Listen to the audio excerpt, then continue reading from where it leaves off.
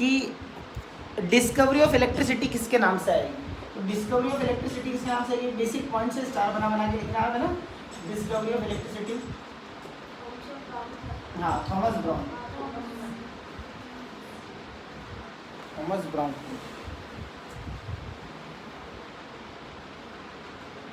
Thomas brown 1946 में, तब की बात, सॉरी 1646 होगा, 19 कैसे हो जाएगा, 1646 बराबर।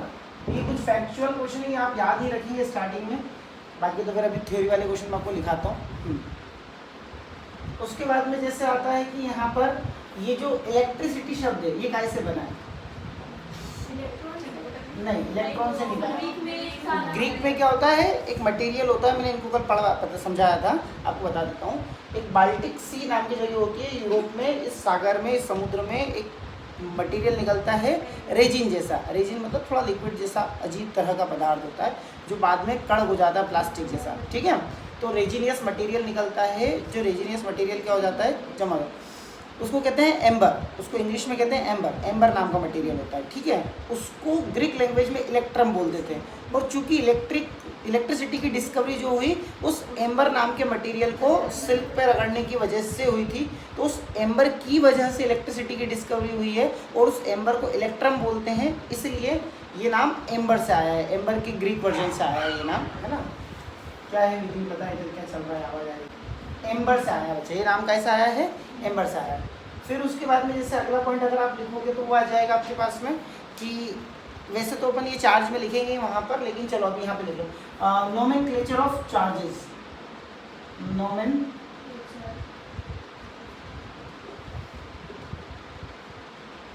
चार्जेस, ये किसने किया पता है आपको, नाम ये याद है, Benjamin Franklin, Benjamin Franklin, Benjamin Franklin, Franklin. चलिए आंसर लिखिए, व्हाट इज इलेक्ट्रिसिटी का, है ना, बाकी तो बात में। The energy due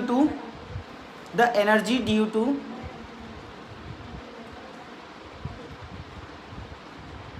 which matter gets property of attracting things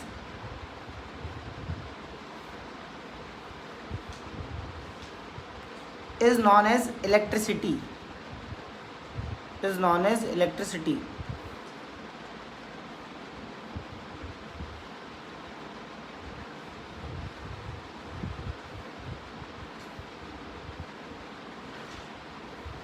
paragraph change करके लिखना, लिख लिया प्रॉपर, पैराग्राफ चेंज करना। The electricity which is produced due to the friction, the electricity which is produced due to the friction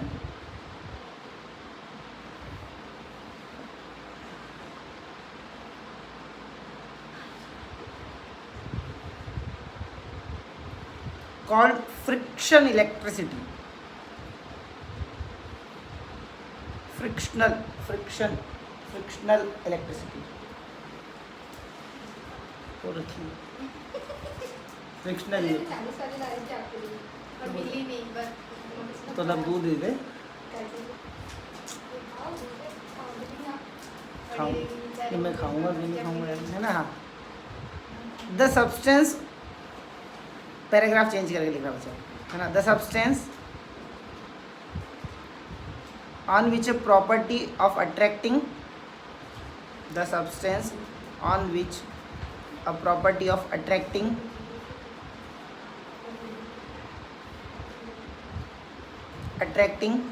lighter bodies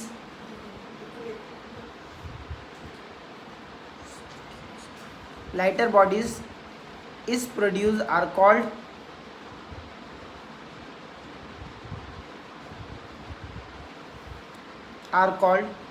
electrified or charged।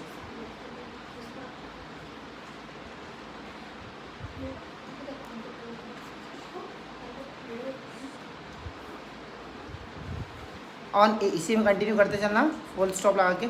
On electrification a body is said,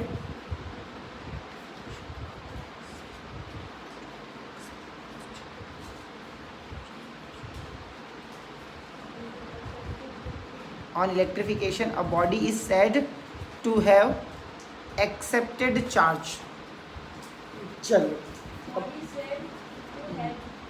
body is said to have accepted charge. खिला खिला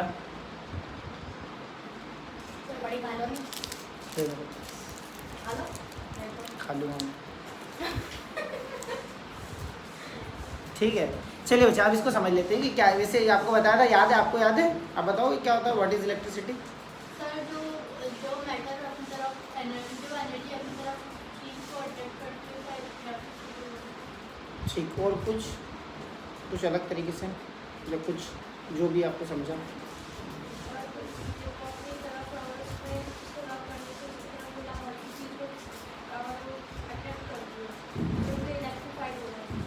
ठीक है, देखो ये मोटा माटी सही बोल रहे हैं, लेकिन थोड़ा और अच्छे से शब्दों का चयन अच्छा होना चाहिए। कि जैसे क्या करते हैं अपन किसी भी ऑब्जेक्ट को, जैसे अपन किसी भी ऑब्जेक्ट को रब कर रहे हैं, किसी तरीके से एनर्जी दे रहे हैं, तो इस ऑब्जेक्ट में लाइटर ऑब्जेक्ट को अपनी तरफ अट्रैक्ट करने की एक प्रॉपर्टी डेवलप हो जाती है। इस प्रॉपर्टी को हम इलेक्ट्रिसिटी कह रहे हैं। किसी ऑब्जेक्ट में लाइटर ऑब्जेक्ट को अपनी तरफ अट्रैक्ट करने की प्रॉपर्टी। हमने यहाँ क्या लिखा? The energy due to which matter gets property to attracting the things is known as electricity. कि किसी एनर्जी की वजह से मैटर के अंदर अट्रैक्टिंग की प्रॉपर्टी जनरेट हो जाती है, जिसको हम इलेक्ट्रिसिटी के नाम से जानते हैं। पहला पैराग्राफ ये लिखा हुआ है। फिर दूसरे पैराग्राफ में लिखा है the electricity which is produce due to the friction. क्योंकि अपन ये एनर्जी ऐसे फ्रिक्शन कर रहे हैं एक चीज़ को, वो स्केल से ऐसे करते थे ना अपन, वो वाला है ना, वैसे वाला बात चल रही है कि ये चूंकि एक सरफेस दूसरी सरफेस पे फ्रिक्शन की वजह से पैदा हो रहा है ये इलेक्ट्रिसिटी, तो उसको फ्रिक्शनल इलेक्ट्रिसिटी भी बोल दे रहे हैं। ठीक बात है। और तीसरी बात हमने ये लिखी कि जिस ऑब्जेक्ट में ये प्रॉपर्टी आ जाती है, जैसे मान लो ये पेन लिया, मार्कर लिया मैंने, और इसको एक कपड़े पर रख करके इसको रब किया, ठीक है, ऐसे ऐसे रब किया इसको, और इसको जब घिसा तो इसकी वजह से इसके अंदर अब इलेक्ट्रिसिटी जब इसके अंदर आ गई तो इसको बोलेंगे इलेक्ट्रीफाइड। जिस ऑब्जेक्ट के अंदर इलेक्ट्रिसिटी की प्रॉपर्टी आ जाती है दैट इज इलेक्ट्रीफाइड। तो ये ऑब्जेक्ट इलेक्ट्रीफाइड है, इसके अंदर प्रॉपर्टी कौन सी है? इलेक्ट्रिसिटी की है। और ये करेगा क्या? ये लाइटर ऑब्जेक्ट्स को इसकी तरफ अट्रैक्ट करेगा। अब वो क्यू वाली बात मैंने आपको समझाई थी। होता क्या है बेसिकली, यहाँ से शुरू होता है मामला। एक बार फिर थोड़ा सा छोटा सा समरी रिवीजन करा देता हूँ कि ऐसा होता है कि जब अपन क्या करते हैं किसी भी तरीके से जैसे रब कर रहे हैं चीज़ों को, तो जिस चीज़ को अपन रब कर रहे हैं वो एटम से मिल करके बना हुआ है, ठीक है, और हमारी एनर्जी ऐसे रब करने में खर्च हो रही है, तो हमारी एनर्जी हमसे निकल करके उस एटम के पास में जा रही है। उस एटम के अंदर क्या है? इलेक्ट्रॉन है। वो इलेक्ट्रॉन अपनी सरफेस एनर्जी को रिसीव कर रहा है। एनर्जी को रिसीव करने के बाद में अपनी सरफेस से बाहर निकल करके दूसरी सरफेस में चले जा रहा है ना। जैसे एक कपड़ा है और ये एक मार्कर है, तो अपन इसको स्पेस ऐसे घिस रहे हैं, तो उससे क्या हुआ? मान लो कि इसके अंदर जो एटम है उसके अंदर के इलेक्ट्रॉन एनर्जी ले करके रिसीव करके वो अपर स्टेट में आ गए, तो वो इलेक्ट्रॉन इस कपड़े में आ गए, तो कपड़ा नेगेटिवली चार्ज यानी कि इलेक्ट्रीफाइड हो गया, नेगेटिवली इलेक्ट्रीफाइड हो गया। और यहाँ से इलेक्ट्रॉन निकल के गए हैं तो ये पॉजिटिवली चार्ज यानी कि ये पॉजिटिवली इलेक्ट्रीफाइड हो गया। और अब जब आप इसको छोटे छोटे कागज़ के टुकड़ों के पास लाओगे तो ये जो इसके इलेक्ट्रॉन निकल कर कपड़े में गए हैं, उस इलेक्ट्रॉन की भरपाई करने के लिए, उसको रीगेन करने के लिए वो छोटे छोटे टुकड़ों को अपनी तरफ अट्रैक्ट करता है, ताकि वो वहाँ से इलेक्ट्रॉन वापस अपने अंदर जमा कर पाए। पॉइंट समझ पा रहे हो, है ना? तो उसके लिए वो अट्रैक्ट होते हैं। जैसे वो थोड़ी देर बाद वो खत्म हो जाता है, आपने देखा वो ऐसे करते हैं, थोड़ा कागज़ टच करते करते करते भी खत्म हो जाता है। वो क्यों हो जाता है? क्योंकि सारे इलेक्ट्रॉन वापस से रीगेन हो जाते हैं, तो अब वापस से वो न्यूट्रल हो गया। वापस आपको सेम प्रोसीजर रिपीट करना पड़ेगा और सेम टू सेम करना पड़ेगा। तो जिस प्रॉपर्टी की वजह से इसके अंदर हल्की चीज़ों को अपने अंदर अट्रैक्ट करने की प्रॉपर्टी जनरेट हुई थी, उस प्रॉपर्टी को हम इलेक्ट्रिसिटी कह रहे हैं, उस एनर्जी को हम इलेक्ट्रिसिटी कह रहे हैं। समझ में आ गई बात आपको? इलेक्ट्रिसिटी, ठीक है। अब इलेक्ट्रिसिटी में कई सारे आपको पैरामीटर्स वेरिएबल्स मिलेंगे, जैसे एक आएगा आपका इलेक्ट्रिक फील्ड, एक आएगा आपका चार्ज, एक आएगा करंट, एक आएगा पोटेंशियल, ऐसे अलग अलग नाम आएगा। तो ये सब इलेक्ट्रिसिटी के पार्ट है। अपन ऑल ओवर बाहर से इलेक्ट्रिसिटी किसको बोल रहे हैं? एक एनर्जी को बोल रहे हैं। एक एनर्जी जिसकी मदद से पंखा चला रहे हैं, एक एनर्जी जिसकी मदद से हम लोग ट्यूबलाइट चला रहे हैं, एक एनर्जी मोबाइल चला रहे हैं, उस एनर्जी को हम इलेक्ट्रिसिटी बोल रहे हैं। अब वो क्यों, क्या, कैसे काम करती है और उस एनर्जी पे हमारी कितनी समझ है, वो जैसे जैसे अपन चैप्टर में आगे बढ़ते जाएंगे वैसे वैसे समझ में आते जाएगा अपने को, ठीक है। तो अब सबसे बड़ी बात ये आती है कि इस इलेक्ट्रिसिटी में सबसे पहले हमारे को समझना पड़ेगा कि इलेक्ट्रिसिटी का जन्म हुआ कैसे। थोड़ा गहराई से देखते हैं, ठीक है। जैसे पॉजिटिव और नेगेटिव आपस में मिले हुए तो कोई इलेक्ट्रिसिटी दुनिया में है ही नहीं, अभी है ही नहीं, ठीक है। ये जब हम इसमें से पॉजिटिव चार्ज को अलग करते हैं तो अपने आप नेगेटिव चार्ज बन जाता है ना। पॉजिटिव नेगेटिव मिलकर के जीरो हो जाता है। इलेक्ट्रॉन और प्रोटॉन की एनर्जी, एक इलेक्ट्रॉन ले लो, एक प्रोटॉन ले लो, है ना, उसकी एनर्जी को सफाई कर रहे होंगे ऊपर। मम्मी नीचे गिर रहा पानी, हाँ है ना।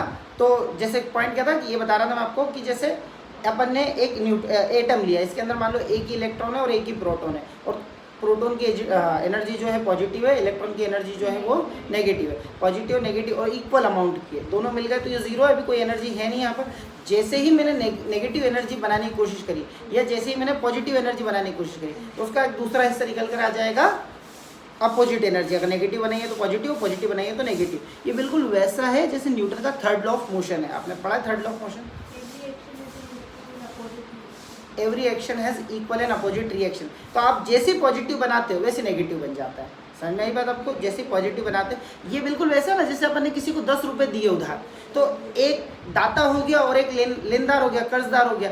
एक के 10 रुपये पॉजिटिव हो गए, एक के 10 रुपये माइनस हो गए, और सबके पैसे अपने अपने पास थे, तो न्यूट्रल था मामला। बिल्कुल वैसे इलेक्ट्रिसिटी नाम की कोई चीज़ है नहीं, है ना। जैसे ही अपन एक तरफ से इलेक्ट्रॉन को बाहर निकालेंगे वहाँ पे इलेक्ट्रिसिटी पैदा हो जाएगी। बात समझ में आ गई आपको? ये ऐसा होगा। तो ये इसके दो हिस्से हो गए। इलेक्ट्रिसिटी पैदा होने के लिए दो चीज़ें लग रही है ना हमारे को, एक वाला साइड और एक वाला साइड। तो एक को अपन बोल दे रहे हैं पॉजिटिव चार्ज और एक को बोल दे रहे हैं नेगेटिवली चार्ज, है ना। पॉजिटिव चार्ज किसको बोल रहे हैं अपन? जो प्रोटॉन की वजह से चार्ज आ रहा है उसको हम बोल दे रहे हैं पॉजिटिव चार्ज, और जो इलेक्ट्रॉन की वजह से चार्ज आ रहा है उसको क्या बोल दे रहे हैं? Negative charge. स्वागत है आपका, कुछ अगली बार खाने का लेकर आना। वो आपको करना है, आपको याद दिलाना है कि तो जमा कर लेना सारी भेल पूरी, मतलब सारे बच्चों को, है ना, करा देंगे। आप तो नए वाले बच्चों के साथ में करा देंगे, इनको तो डबल मिल जाएगा। जब आप लिया सारे बच्चों को जमा करके आप तय कर लो, डेट बता दो कि सर हमारे को पार्टी करनी है एकदम फेयरवेल एकदम। चलो बच्चा, अब ये वाली बात समझ में आ गई आपको? हाँ, वो अगला क्वेश्चन लिखो, what is charge?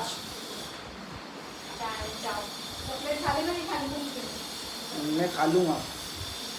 What is charge? आपको पहला क्वेश्चन समझ में आया? अब यही वाली बात है कि मैंने आपको जो कल सिखाया था ना, स्टेप बाय स्टेप सारी चीज़ों को लाइन से सीखते चलना, कुछ भी नहीं छोड़ना। कोई स्पेशल पॉइंट बोलूँगा तो बार बार याद नहीं दिलाऊंगा, उसको टॉप पे लिखना। कुछ बार याद दिलाऊंगा, 2 4 5 10 15 20 बार याद दिलाऊंगा ताकि आपकी हैबिट बने।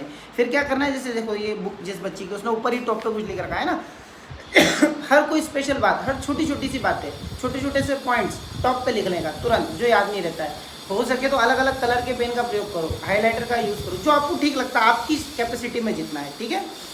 इतना अच्छे से लिखो कि आपको दोबारा पढ़ने का मन हो, ठीक है। लिखो साफ सुथरा, और ज़्यादा से ज़्यादा ये कोशिश करो कि आज का आज याद रहे, तो हमको फिर समय बचेगा हमारा पढ़ने के लिए, बहुत समय बचेगा। सप्ताह हो जाता है हमारा, वीक कंप्लीट होता है, तो वीक में एक बार अपन कॉपी पे नज़र मार लें कि हाँ चलो इस वीक में क्या क्या हुआ है, एक बार अपन देख लें। फिर नेक्स्ट वीक में जाएंगे तो दोनों वीक का देख लें। ऐसे करके आप जब 50-60% कोर्स कंप्लीट कर लोगे तो आपको काफ़ी कॉन्फिडेंस आने लग जाएगा कि हमारा बहुत बढ़िया सिस्टम है। अच्छा, हमने व्हाट इज़ इलेक्ट्रिक चार्ज या व्हाट इज़ चार्ज, इतना भी चलेगा, लिख लिया। व्हाट इज़ चार्ज बोलूँ आंसर? अब ये मेरे पास लिखा हुआ है, मैं आपको सीधे फोटोकॉपी दे सकता हूँ, पर अभी मत लो। अब फोटोकॉपी की जरूरत अभी तो मत ही लो, जब लगेगा कि थोड़ा सा अपने को फास्ट करना है, थोड़ा सीन आगे बढ़ाना है तेज़ी से, तब क्वेश्चन आंसर की फोटोकॉपी दे दूँगा। अभी आप खुद लिखो तो ज़्यादा फ़ायदा है। हाँ, खुद से नोट्स बनाओ। मेरे पास है, नोट्स बने हुए हैं, मेरी हैंड राइटिंग में भी बने हुए हैं और ये बच्चों की अच्छी हैंड राइटिंग में भी बने हुए हैं। लेकिन वो बात ये कि आप बनाओ, आपको दे दूंगा। एग्जाम समय पे लगा मेरे को कुछ कम ज़्यादा करके, ये आंसर ऐसा लिख लो वैसा लिख लो, या चेंज करना है कुछ, तो फिर मैं आपको दूंगा। और अभी भी बीच बीच में देते रहूँगा, टेस्ट वगैरह के लिए भी दूंगा। चलिए, it is that physical quantity, answer में लिखेंगे it is that physical quantity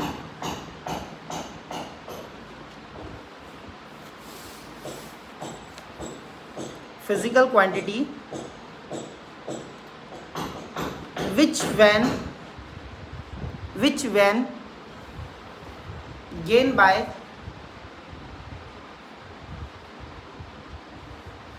when gained by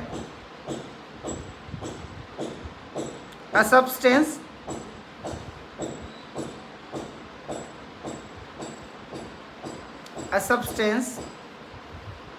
become electrified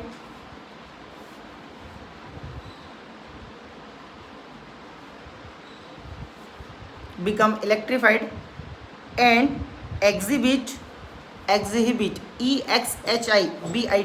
है ना, electrified and exhibit EXHIBITS, exhibit electrical properties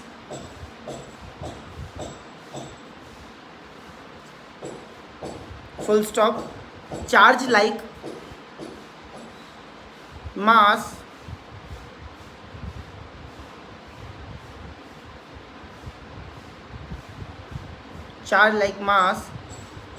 is fundamental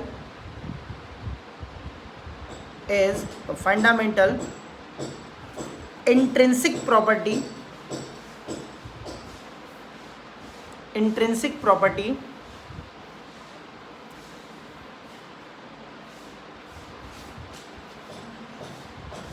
it is a property of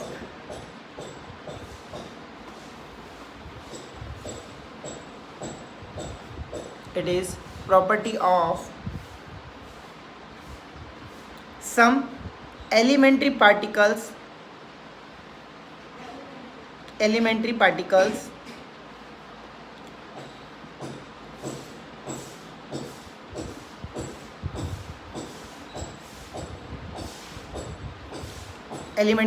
that causes them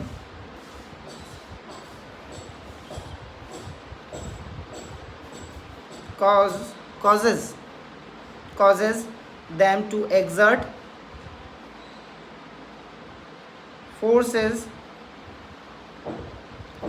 forces on one another.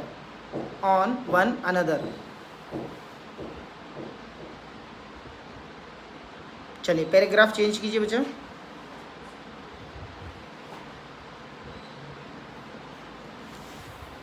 It is a scalar quantity.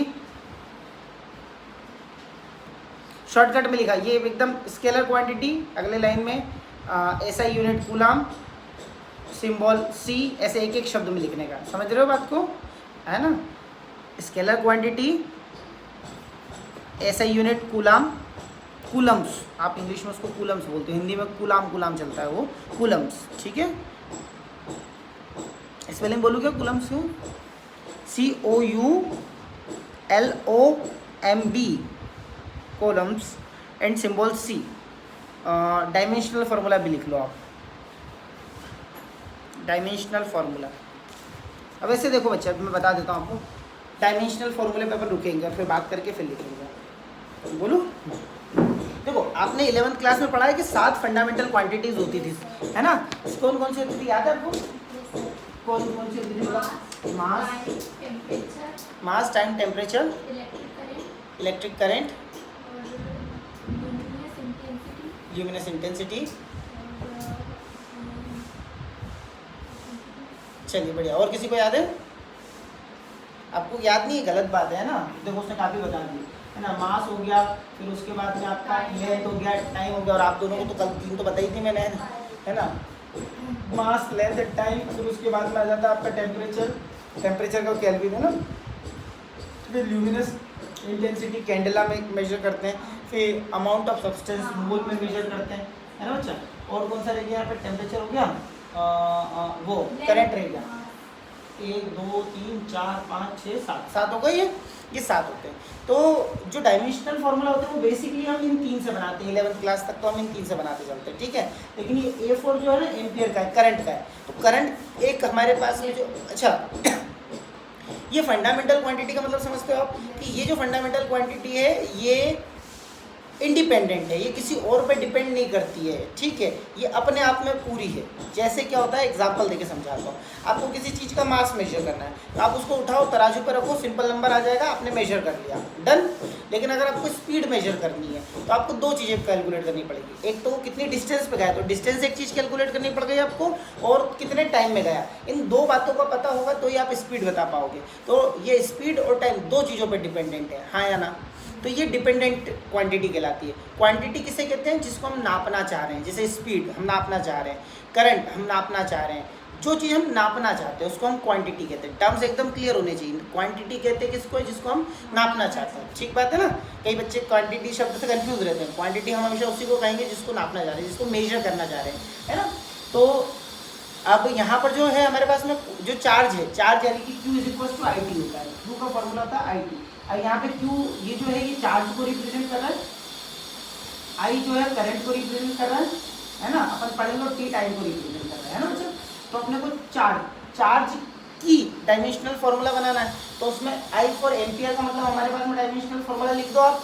I current का dimensional formula क्या हो गया, ए हो गया, तो बताया मैंने अभी आपको, करंट का डायमेंशनल फार्मूला क्या हो गया, ए हो गया, और टाइम का कितना होता है, टी होता है। तो बेसिकली ये इतना हो गया है ना। आप ऐसा लिखो या तो, या फिर वो पूरा जो इसके इक्विवेलेंट आप कैसे बना के लिखते हैं, एन की पावर 0 एल की पावर 0, टी तो है इसमें, तो टी एक बार और ए भी एक बार, ऐसा। तो हाँ ये आएगा ना, करंट के लिए आएगा ना, जैसे जैसे टाइम एक फंडामेंटल यूनिट क्वांटिटी है, उसी तरीके से करंट भी एक फंडामेंटल क्वांटिटी है। तो करंट की भी अपनी डायमेंशनल फार्मूला होती है, और वो होती है ए। करंट का डायमेंशनल फार्मूला क्या होता है, ए। और ये पहला डायमेंशनल फार्मूला आ रहा है आपके इस साल का, इस चैप्टर का। इसके बाद में जितने आएंगे लगभग सब में ए होगा ही होगा, ठीक है। तो अब आपको पता होना चाहिए, और ये धीरे धीरे कॉम्प्लेक्स होते चले जाएगा। तो आप क्या करेंगे, फॉर्मूले याद रखेंगे। फॉर्मूले याद रखेंगे तो आपको डायमेंशनल फॉर्मूले बनाते हैं आसान पड़ेगा। आज अपन ने एक फॉर्मूला पढ़ा, क्या पढ़ा अपन ने, Q is equal to I T. अब चूंकि ये करंट इलेक्ट्रिसिटी में भी पढ़ाऊंगा, तो मैं फॉर्मूले को ज़्यादा एलिब्रेट नहीं कर रहा हूँ, ज़्यादा समझा नहीं रहा हूँ कैसे आया क्यों आया, ये अपन बात करेंगे थोड़ी आगे, है ना, जब चैप्टर आएगा थोड़ा आगे बात करेंगे। लेकिन ये फॉर्मूला आया आप याद रखना, चार्ज का formula Q is equal to I T. कहीं पर इस Q को कैपिटल Q से भी रिप्रेजेंट कर सकते हैं, ठीक है। अच्छा देखो, दो तीन बातें और समझ लो जो छोटी छोटी मेरे हिसाब से मिस्टेक होती है। जैसे मैंने पूछा चार्ज को रिप्रेजेंट कैसे करेंगे, तो आपने यहाँ पे मैंने बोला Q, या ये वाला Q, या तो ये कैपिटल Q, दोनों में से कर सकते हो आप।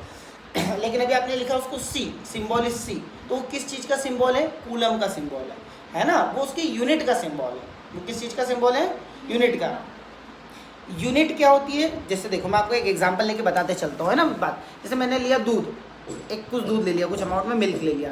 अब मैंने बोला इसको नापो, इसको मेजर करो। तो फिर आप क्या, जनरली कोई बच्चा आएगा वो बोलेगा सर ये आधा लीटर है या 1 लीटर है।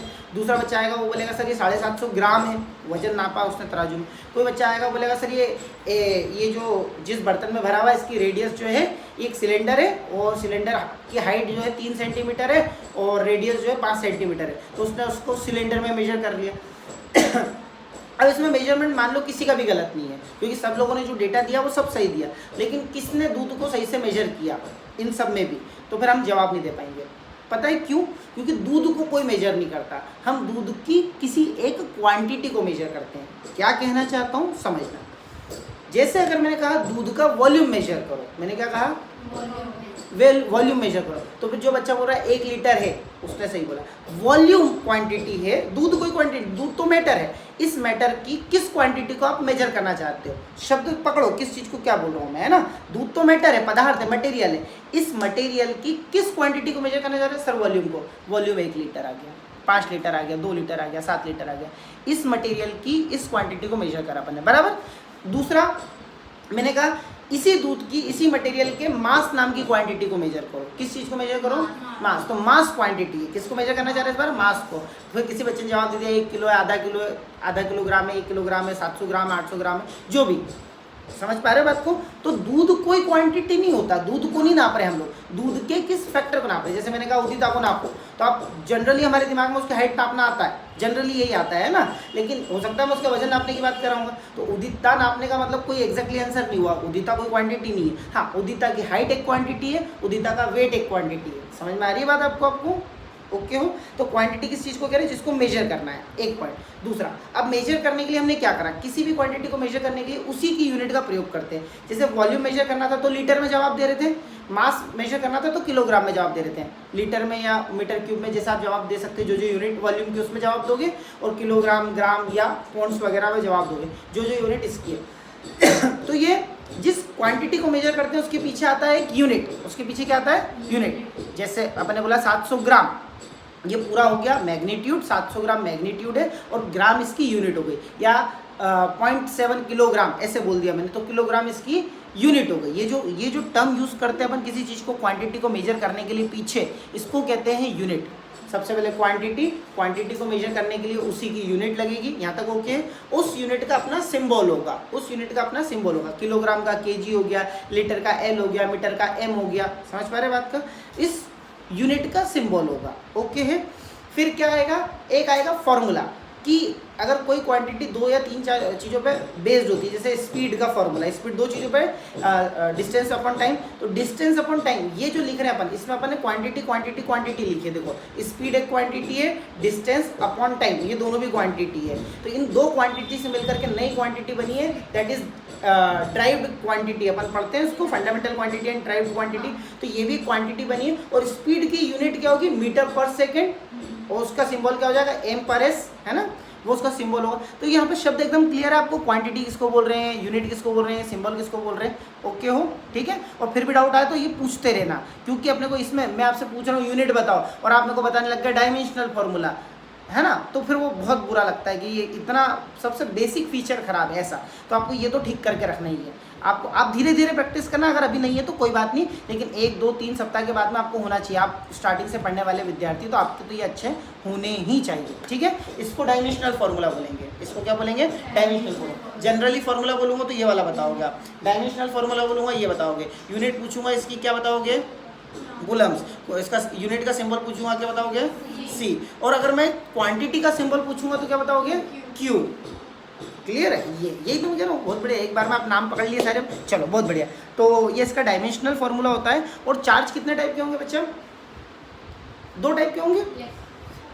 चार्ज कौन से कितने टाइप के होंगे, 2 टाइप के, पॉजिटिव चार्ज और नेगेटिव चार्ज, है ना। तो इट हैज़ बीन 2 टाइप्स। आगे लाइन चेंज करके लिख लो, positive charge and negative charge. हाँ, यहाँ पर अपन चार्ज को मेजर कर रहे हैं। तो ये अभी मैं समझाता हूँ आपको, ये बहुत अच्छी बात आपने उठाई, है ना, इस पर भी अपन डिस्कशन करेंगे। It has been 2 types, positive charge and negative charge. ये डायमेंशनल फॉर्मूला भी लिख लो, डायमेंशनल फॉर्मूला भी लिख लो, और ये लिखो तो आप नाम वगैरह लिख लिया करो स्टार्टिंग में एक बार कम से कम, किस सिंबल से क्या बता रहे हैं अपन, है ना। इसमें 2 पॉइंट एकदम स्टार डाल के लिख लो अच्छे से, like charges ripple, like charges ripple, like charges ripple and unlike charges attract each other. ये क्यों होता है ये भी समझाऊंगा अभी, है ना, इसके लिए भी आप धैर्य बना के रखना। पूरी फिजिक्स में हर एक लाइन का, हर एक वर्ड का एकदम क्लियर मीनिंग बताऊंगा मैं आपको। कोई बात अगर मेरे से छूट जाती तो आप पूछने का, आपको पूछना है कि इसका मतलब क्या। एक शब्द भी ऐसा मत करना कि हमने रट लिया, तो आप बहुत बढ़िया सब्जेक्ट में एकदम माहिर हो जाओगे। अभी तक आपने करा होगा ऐसा, क्या होता है क्यों, फिजिक्स में नहीं, केमिस्ट्री में भी क्यों होता है, क्या होता है। केमिस्ट्री में फिर भी कुछ चीज़ें रटी जा सकती है, लेकिन फिजिक्स में तो बिल्कुल नहीं, एक शब्द भी नहीं, है ना। क्या होता है, क्यों होता है, कैसे होता है, एकदम 100% एक्यूरेटली हमारे को पता करना है कि नहीं सर अगर ये रिपल कर रहे हैं तो क्यों कर रहे हैं, ये भी पता होना चाहिए। सिर्फ ये नहीं कि रट लेना है, 2 चार्ज है तो 2 क्यों है, ये वाली बात अभी बताई मैंने आपको। जैसे पॉजिटिव का जन्म होगा साथ साथ में नेगेटिव बनेगा। मैं अभी इस बात का एग्जाम्पल किसी बच्चे को दे रहा था कि आप मेरे को बताओ कचरे की शुरुआत कब से हुई होगी, पता है। अभी देश में दुनिया भर में बहुत कचरा है, बहुत कचरा, पता है आपको। पूरी दुनिया भर में कचरे के बड़े बड़े पहाड़ लगे पड़े हैं। तो आपको क्या लगता है कचरे की शुरुआत कब से हुई होगी, पहली बार कचरा कब बना होगा। जन्म से, किसके, हमारे हैं, पृथ्वी के जन्म से कचरा थोड़ी था।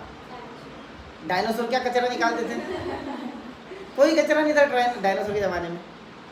आपको इंसानों के ज़माने में भी कचरा नहीं था। जब इंसान पैदा हुए और वो जानवर की तरह रहते थे, पूरे नंगे पुंगे रहते थे, कभी भी खाते थे, कहीं भी कुछ भी पुट पुट कर देते थे, है ना, ठीक है। जब से हमने पहली बार सफाई करी, तब से, जब से हमने पहली बार सफाई करी ना, तभी से कचरा पैदा हुआ है। हमने एक जगह को साफ करा तो उसका जो उठाया और दूसरी जगह डाला, इसको तो कचरा बोला ना। तो ये साफ हुआ तो एक कचरा साथ में पैदा हुआ है। पता है आपको, कचरा हमेशा पहली बार तभी पैदा हुआ होगा जब पहली बार सफाई हुई होगी, नहीं तो कोई कचरा नहीं और कोई सफाई नहीं। जब सफाई नहीं तो कचरा भी नहीं। कचरे का जन्म सफाई के साथ में। ये सुनने में थोड़ी फिलोसॉफिकल बातें हैं, थोड़ी अजीब बातें, लेकिन है ना, ये हकीकत है। हमेशा नेगेटिव का जन्म पॉजिटिव के साथ में होगा, या पॉजिटिव का जन्म जो है नेगेटिव के साथ में ही होगा। पॉजिटिव की शुरुआत जो होती है नेगेटिव के साथ में होती है। तो चार्जेस तो 2 टाइप के होंगे, ये तो समझ में आया। अब वो क्यों अट्रैक्ट करेंगे, क्यों रिपल करेंगे, अपन वो वाली बातें भी करेंगे। अभी के लिए हमारा क्वेश्चन हो जाएगा बच्चा, ये समझ में आ गया आपको जो लिखा रखा। नहीं, अभी आपने क्या पूछा था मेरे से आकांक्षा, क्वांटिटी। हाँ, यहाँ पर देखो ये जो हम बोल रहे हैं ना, charge is a fundamental quantity. Charge एक क्वांटिटी है, हम चार्ज को मेजर करते हैं। तो चार्ज क्या है, अब इस बात को भी समझ लो। जैसे देखो, जैसे अपन ने क्या करा, इसके अंदर से इसको ऐसे घिसा और इसके इलेक्ट्रॉन निकल के इधर इधर आ गए, तो हर एक इलेक्ट्रॉन पे कुछ अमाउंट ऑफ चार्ज होगा, छोटा सा। वो अमाउंट है 1.6 × 10⁻⁻19 कूलम। इतना एक इलेक्ट्रॉन पर चार्ज होता है, बराबर है। वो चार्ज क्या है, एनर्जी को बोल रहे हैं हम लोग, एक प्रकार की एनर्जी जिससे इलेक्ट्रिसिटी जनरेट होगी।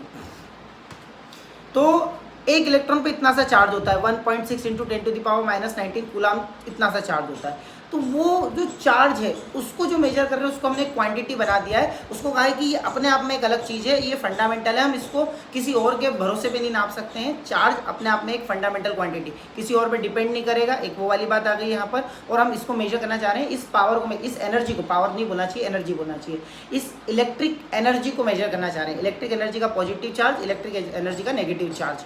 तो ये चार्ज जो है इलेक्ट्रिसिटी को जन्म देने वाली एनर्जी। अपन ने बोला ना, electricity is the type of energy.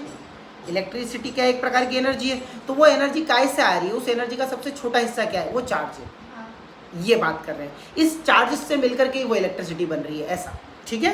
तो ये वो क्वांटिटी है जिससे इलेक्ट्रिसिटी का जन्म हो रहा है। चार्ज की वजह से ही इलेक्ट्रिसिटी बनेगी, अगर चार्ज नहीं होगा तो इलेक्ट्रिसिटी नहीं होगी। तो अपन ने इसके आंसर में वही लिखा था, देखो मैं पढ़ के आपको समझाता हूँ इसके हिसाब से। It is a physical quantity which when gain by a substance, मतलब चार्ज एक फिजिकल क्वांटिटी हो गया जब कोई मैटर इस चीज़ को, जब कोई सब्सटेंस इस चीज़ को गेन करता है, इस क्वांटिटी को अपने अंदर लेता है, तो वो इलेक्ट्रिकल प्रॉपर्टीज को एग्जिबिट करता है, मतलब वो इलेक्ट्रिकल प्रॉपर्टीज दिखाने लगता है।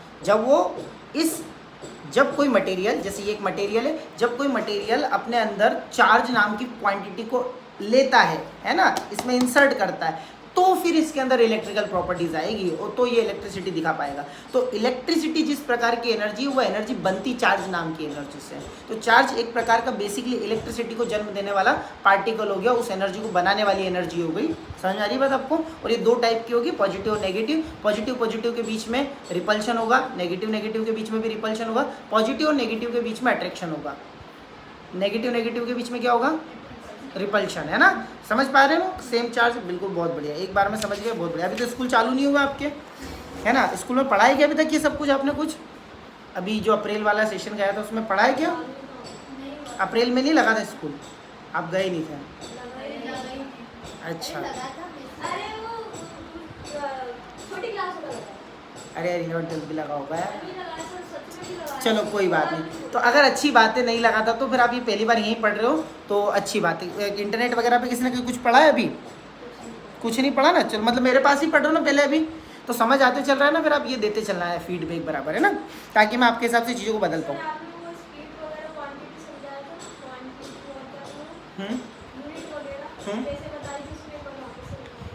मतलब मैं सिर्फ टर्मोलॉजी क्लियर कर रहा था वहाँ पर। मेरा पॉइंट ये था कि हमें पता हो यूनिट किसको बोल रहे हैं, हमें पता हो क्वांटिटी किसको बोल रहे हैं, सिंबल किसको बोल रहे हैं, फॉर्मूला किसको बोल रहे हैं, डायमेंशनल फॉर्मूला किसको बोल रहे हैं।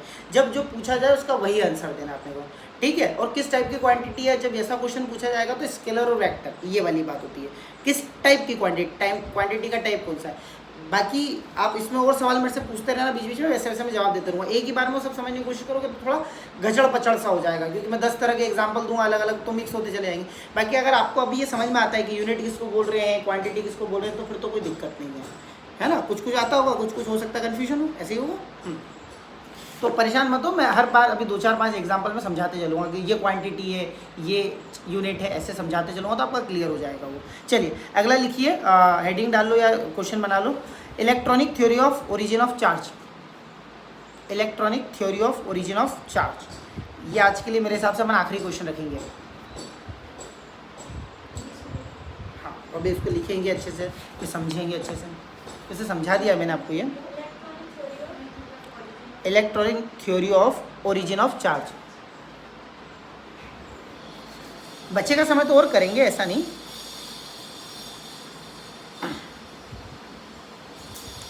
चलिए अब पहले क्या करूं, लिखाऊं, पहले लिखा देते हैं ना।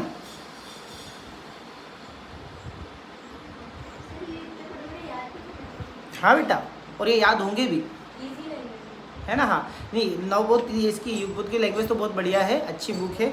और ऐसे भी काट छाट करके भी चल जाएगी, वो भी चल जाएगी। हाँ वो भी चल जाएगी। प्रबोध, से भी पूरी हाँ तरह- प्रबोध, युगबोध और नवबोध तीनों की सेम है। बुक कौन सी है? तो स्कूल में भी वही चल रही है हाँ यही वाली नवबोध।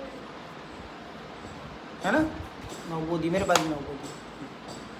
चलिए बच्चा यहाँ लिखिए, अपन लिखना शुरू करते हैं। वी नो, ये थोड़ा बड़ा लिखेंगे है ना, बाकी बात में आप काट छाट कर सकते हैं, मैं करवा भी दूंगा। We know that matter is made up of molecules. Matter is made up of molecules.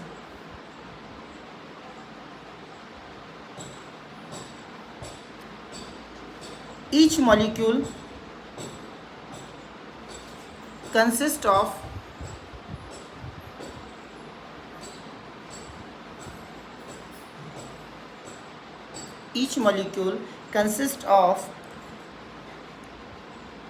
at least one or more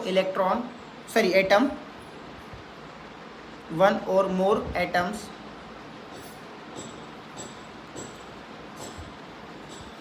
The whole mass of any atom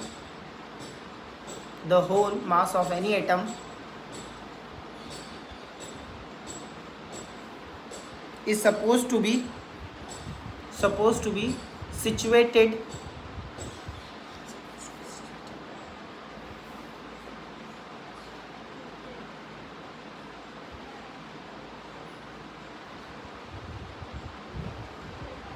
at the center of atom.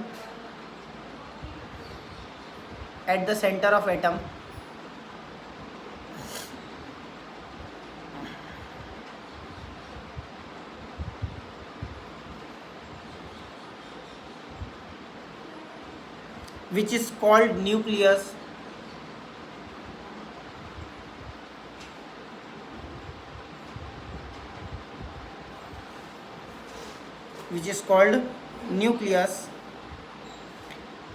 It is found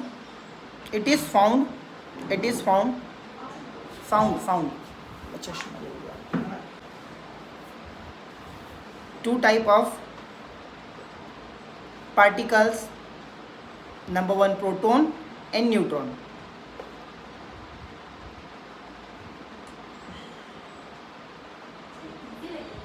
हाँ ऐसा कुछ भारी नहीं है, आप ये पढ़ोगे। ये तो ये वाला क्वेश्चन तो लिखवा मैं बढ़ा रहा हूँ ताकि सिर्फ आपको पढ़ना है, इसको रटना भी नहीं है। इसको जब मैं याद करने के लिए दूँ, सिर्फ पढ़ के आओ, अपनी लैंग्वेज में लिख दो।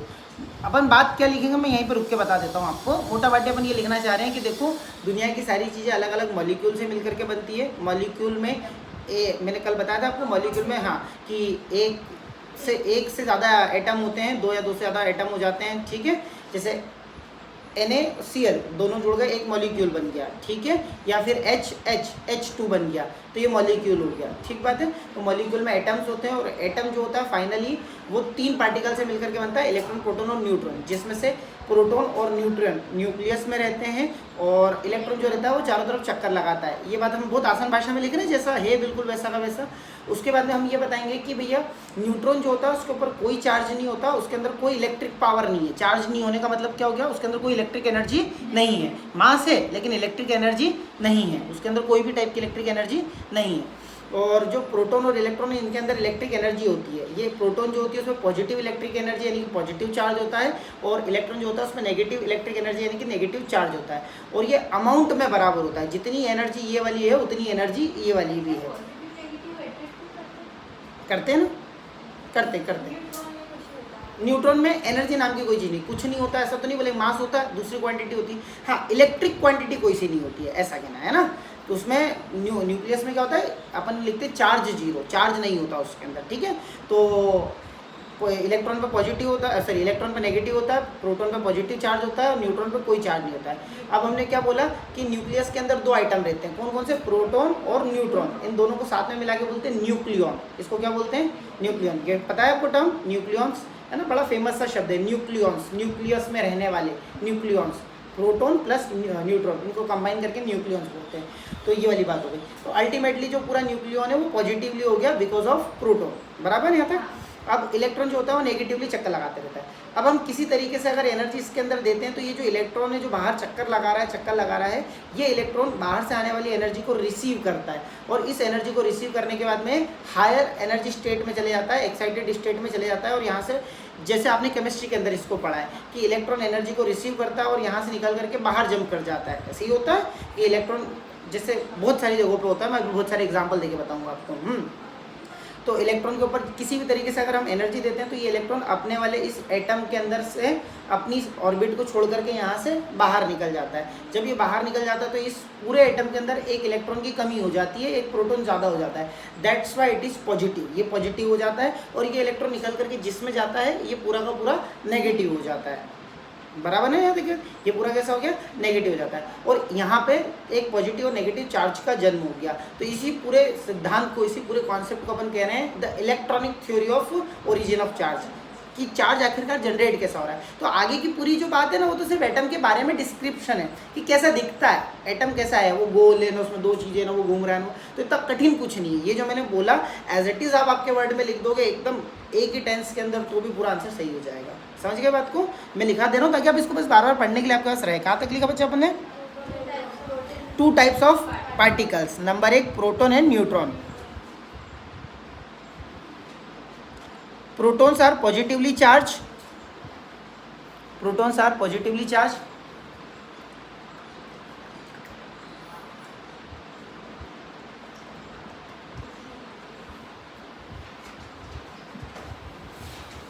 and neutrons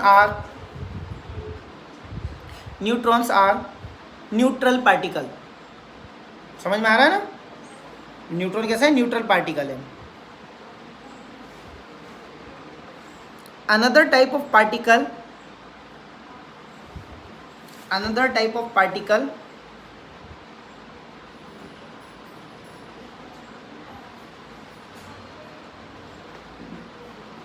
which is present inside any atom,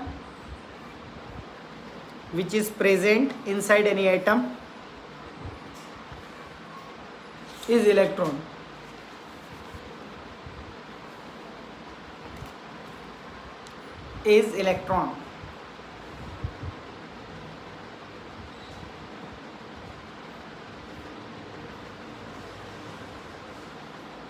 which revolves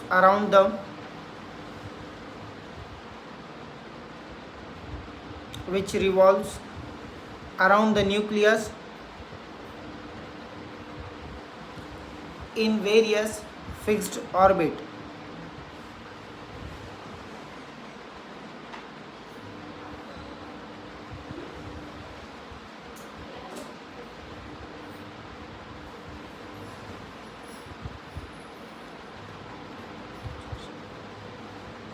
The amount of negative charge on electron,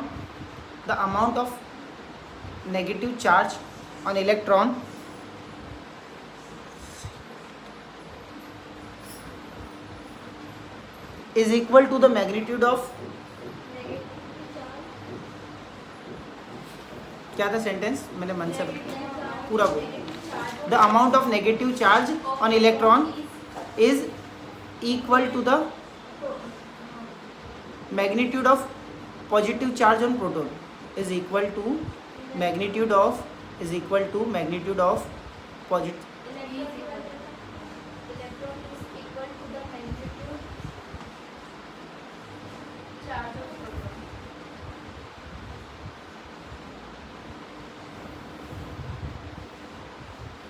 ठीक है, मतलब and opposite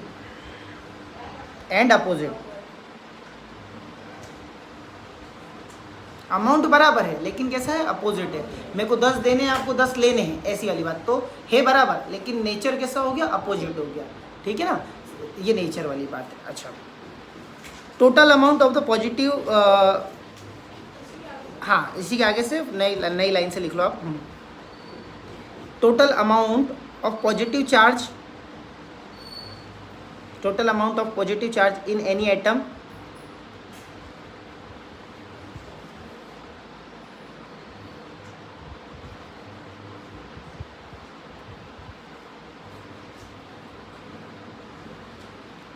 in any atom is equal to the total charge of negative, total amount of negative charge is equal to the total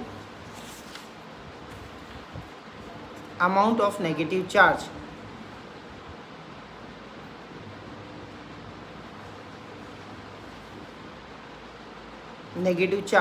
in it. Therefore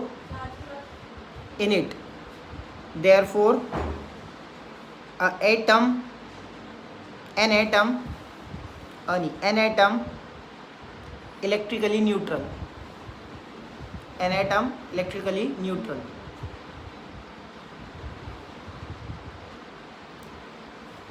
an atom electrically neutral. यहाँ तक अपन ने क्या समझा दिया, अपन ने ये सारी बातें बता दी भाई। न्यूक्लियस के अंदर प्रोटॉन और न्यूट्रॉन रहते हैं, उसमें प्रोटॉन पे पॉजिटिव चार्ज है, न्यूट्रॉन पे कोई चार्ज नहीं है, दोनों साथ में रहते हैं, न्यूक्लियस के अंदर रहते हैं। फिर तीसरा जो आइटम है इसके अंदर वो है इलेक्ट्रॉन, जो इनसाइड द एटम तो होता है लेकिन वो एक फिक्स्ड वेरियस ऑर्बिट में चक्कर लगाते रहता है, वहाँ पे अपना घूमते रहता है। और जो इसके ऊपर इलेक्ट्रॉन के ऊपर जो चार्ज का अमाउंट है वो अपोजिट है और बराबर है किसके, प्रोटॉन के चार्ज के अमाउंट के, अपोजिट और इक्वल है। ये वाली बात बता दी अपन ने। और इस वजह से जितना देखो आपको ये जैसे ये डायरी है, इसके अंदर जितना पॉजिटिव है उतना ही नेगेटिव भी है, ठीक बात है। पॉजिटिव और नेगेटिव का अमाउंट सेम है, तो अंदर देखेंगे तो पॉजिटिव दिखेगा, इधर देखेंगे तो नेगेटिव दिखेगा, लेकिन बाहर से पॉजिटिव नेगेटिव को मिला के देखेंगे तो जीरो दिखेगा, कुछ भी नहीं दिखेगा। बात समझ आ गई? तो that's why an atom is electrically neutral. जो लास्ट में अपने लाइन लिखी है कि एटम कैसा होता है, जनरली न्यूट्रल होता है। देखो इसमें भी एटम है, इसको हाथ लगा रहे करंट नहीं लग रहा है अपने को, ये चेयर है इसको हाथ लगा रहे करंट नहीं लग रहा है ना, चश्मा हाथ लगा रहे करंट नहीं लग रहा है हमारे को, हमारी बॉडी भी एटम है तो ऐसे कोई करंट नहीं लग रहा है। जनरली कोई करंट लग रहा है क्या, नहीं लग रहा है। तो और जो करंट बनेगा वो भी एटम की वजह से बनेगा। तो कोई चीज़ में करंट है और कोई में नहीं है, मतलब इलेक्ट्रिसिटी है और कोई में इलेक्ट्रिसिटी नहीं है, इलेक्ट्रिसिटी बोलना चाहिए, करंट सही शब्द नहीं। तो क्यों, क्योंकि अभी इसके अंदर जो प्रोटॉन और इलेक्ट्रॉन का रेशियो है वो बराबर है, तो अभी ये न्यूट्रल है, इलेक्ट्रिकली न्यूट्रल है, मतलब जीरो है इसके ऊपर इलेक्ट्रिसिटी, ठीक बात है। अब लास्ट में अपन सिर्फ एक पैराग्राफ ये बताएंगे कि अब चार्ज बनेगा कैसे, ठीक है।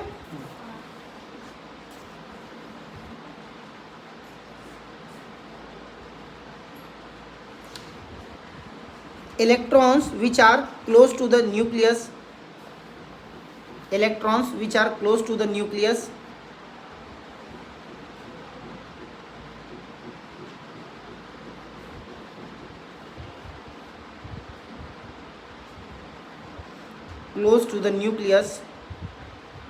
are called bound electron,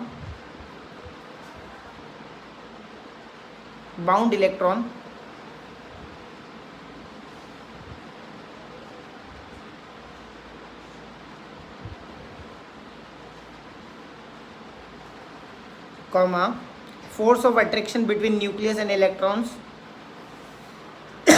force of attraction between nucleus and electron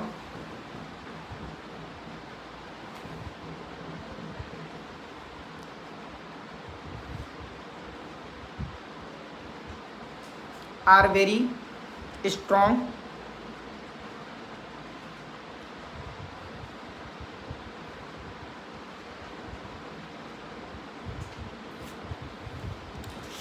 so that these electrons tightly bounded with the nucleus.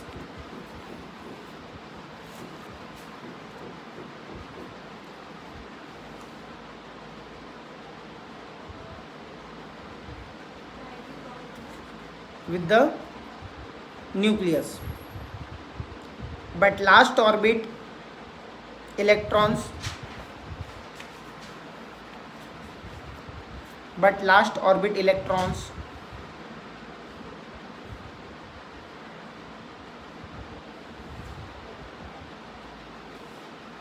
are bound by relatively weak force.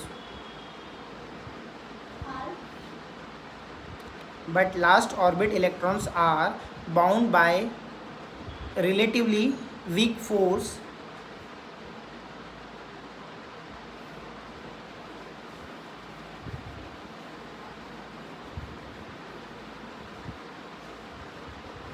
and these electrons can be considered as free electron.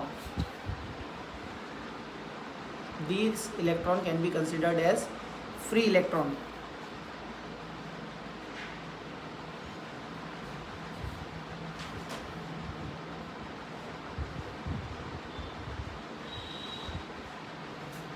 लिखा बच्चों? Actually transfer of these electron, these free electron of these free electrons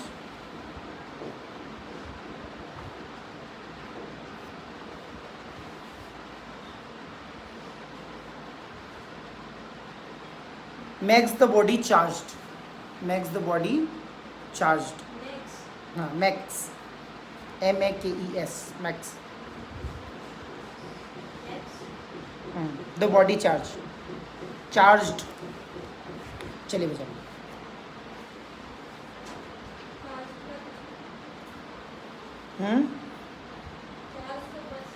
charged बस।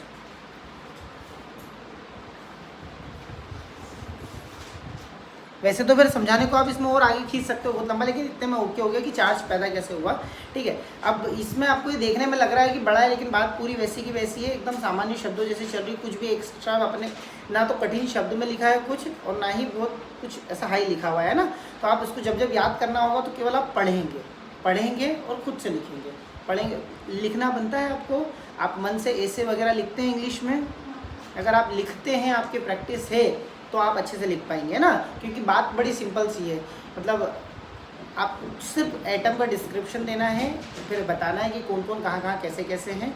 अच्छा, एक बात यहाँ पर जो चीज़ आई है वो बता देता हूँ, फ्री इलेक्ट्रॉन के बारे में बात समझ लो।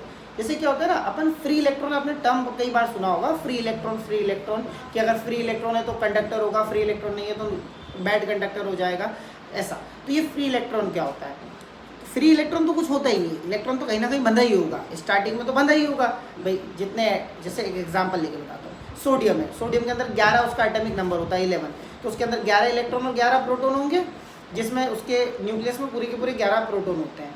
अब पहले वाली ऑर्बिट के अंदर 2 इलेक्ट्रॉन, दूसरी वाली में 8 और तीसरी वाली में 1, 2 8 1, तो हो गई 11, 2 8 10 और 1 11, टोटल 11 हो गए। तो ये जो लास्ट वाला है इलेक्ट्रॉन, चूंकि ये बहुत दूर है तो इसका अट्रैक्शन पावर कम है, तो जब इस इलेक्ट्रॉन के पास में एनर्जी आती है तो ये इलेक्ट्रॉन यहाँ से बाहर निकल के चले जाता है। ये इलेक्ट्रॉन यहाँ से क्या कर जाता है, बाहर निकल के चले जाता है, और बाहर जाकर के दूसरे सब्सटेंस में चले जाता है। क्लोरीन में चला गया तो Cl- हो जाता है और सोडियम प्लस हो जाता है, और ये कनेक्ट होता है, ऐसे ही होता है। तो ये इलेक्ट्रॉन बाहर जा पा रहा है। अगर इसी की जगह आप क्लोरीन की इमेजिनेशन करो, क्लोरीन का क्या है, उसका एटॉमिक नंबर है 17, ठीक है। तो पहले में 2, फिर 8 और फिर 7, लास्ट वाले में कितना आ गए, 7 आ गए। अब आप इसको एनर्जी दोगे तो भी इसका इलेक्ट्रॉन बाहर नहीं निकलेगा, क्योंकि इसको अगर बाहर निकालने तो कितने इलेक्ट्रॉन बाहर निकालने पड़ेंगे, 7। अपनी स्टेबिलिटी के लिए कितने निकालने पड़ेंगे, 7।